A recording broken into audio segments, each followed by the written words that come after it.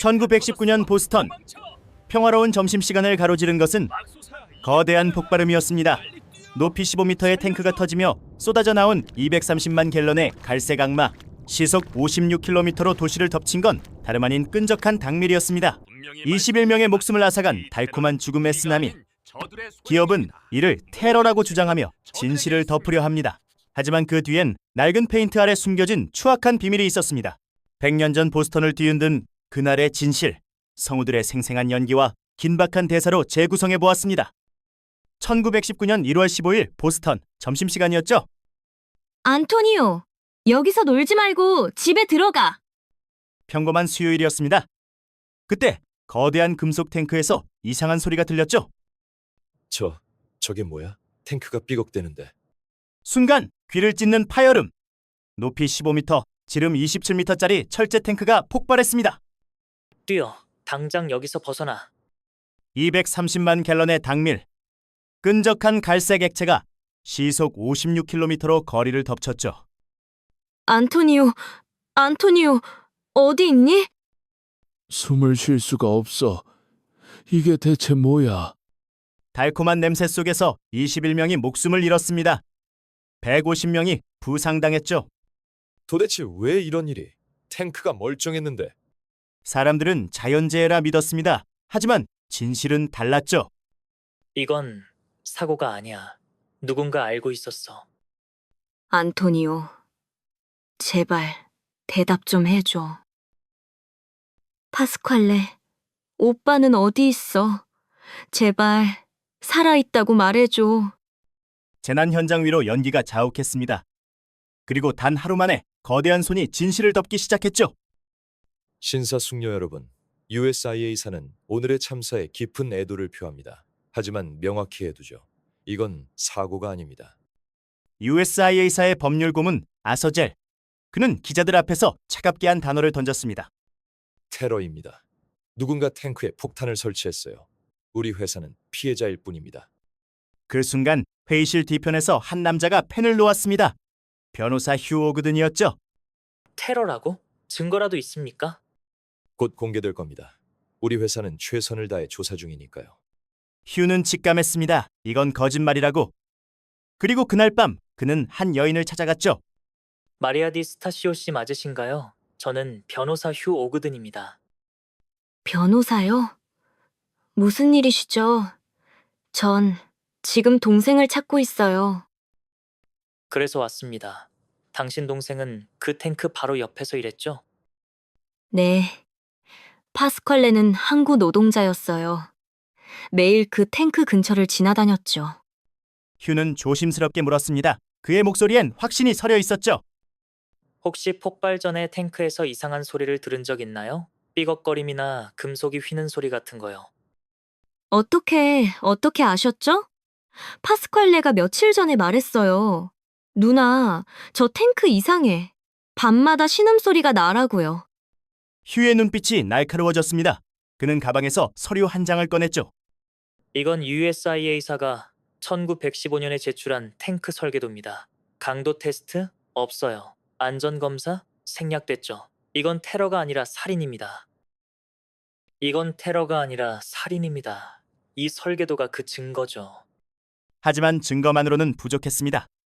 오그던에겐 결정적인 증인이 필요했죠. 변호사 양반, 망상은 이제 그만 좀 하시지. 우린 피해자요. USIA사는 여론전을 더욱 강화했습니다. 신문마다 테러 기사가 쏟아졌죠. 오그던 씨, 사람들이 절 테러리스트 가족이라고 불러요. 제발 진실을 밝혀주세요. 마리아, 반드시 증명해 드리겠습니다. 시간이 좀 걸릴 뿐이에요. 그때 오그던의 사무실 문이 조심스럽게 열렸습니다.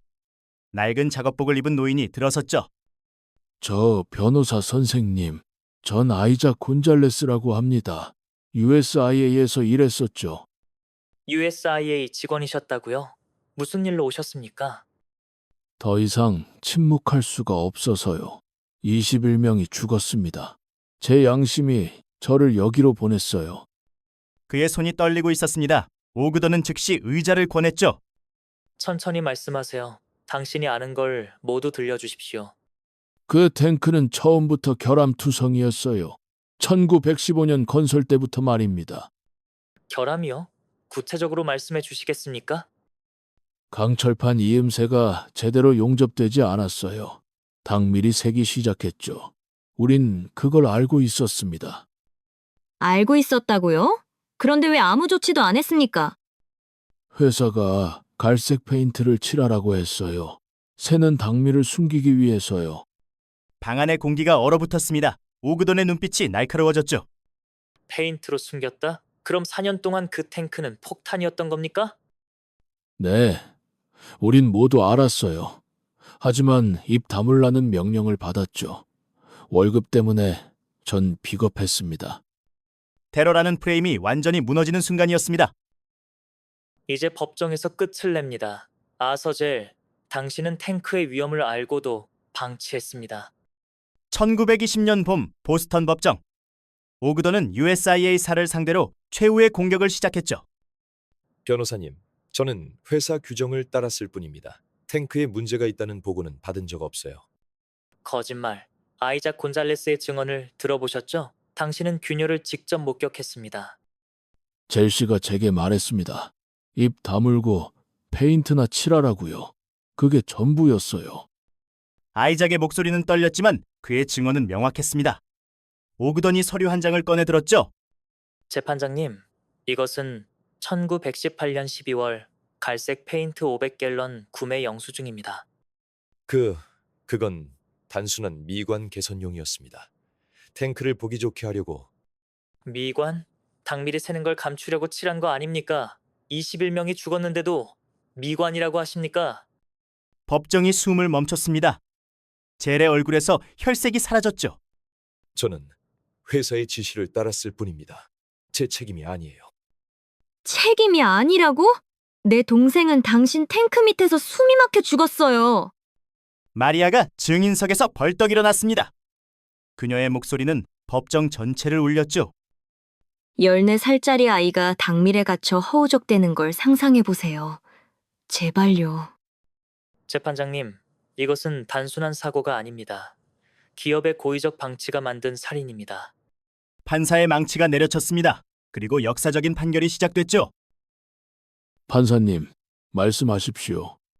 1925년 4월 27일 판사는 6년간의 재판 끝에 최종 판결문을 낭독했습니다. 본 법원은 비고 US 인더스트리얼 알코올 회사의 과실을 인정한다. 탱크 설계와 관리에 중대한 결함이 있었음이 명백하다. 드디어 인정받는 거예요. 희생자 유가족들에게 총 30만 달러의 배상금을 지급하라. 당시 금액으로 엄청난 액수였죠. 하지만 더 중요한 건 따로 있었습니다. 이 판결은 미국 역사상 기업의 안전 책임을 명확히 물은 최초의 사례입니다. 앞으로 모든 기업이 이 판례를 따라야 할 겁니다. 이건 터무니없는 판결이요. 아서젤은 항소했지만 기각됐습니다. 기업은 결국 배상금을 지불했죠.